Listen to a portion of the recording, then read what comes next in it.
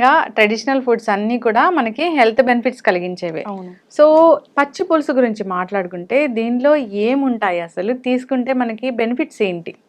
పచ్చి పులుసు అంటే మనం నార్మల్‌గా దాన్ని చింతపండు రసం తీసుకొని, దాంట్లో ఆనియన్స్, కొత్తిమీర అవి పైనుంచి వేసేసుకొని లైట్‌గా తాలింపు వేస్తారు. లేదా అది కూడా కొంతమంది వేస్తే వేస్తారు, లేకపోతే లేదు.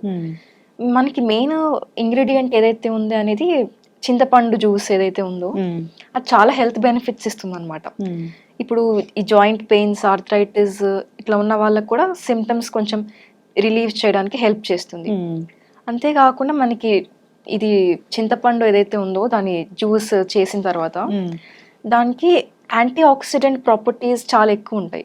ఈ ఆక్సిడేటివ్ స్ట్రెస్ ఏదైతే ఉంటుందో, అంటే మనం రకరకాల ఫుడ్ తినడం వల్ల, లేకపోతే పొల్యూషన్ ఎక్స్పోజర్, దీనివల్ల మనకి చాలా ఆక్సిడేటివ్ స్ట్రెస్ కాజ్ అవుతుంది బాడీలో. ఫ్రీ రాడికల్స్ అన్నీ క్రియేట్ అయ్యి ఈ ఆక్సిడేటివ్ స్ట్రెస్ వల్ల మనకి మ్యూటేషన్స్ కాజ్ అయ్యి క్యాన్సర్ వస్తుంది.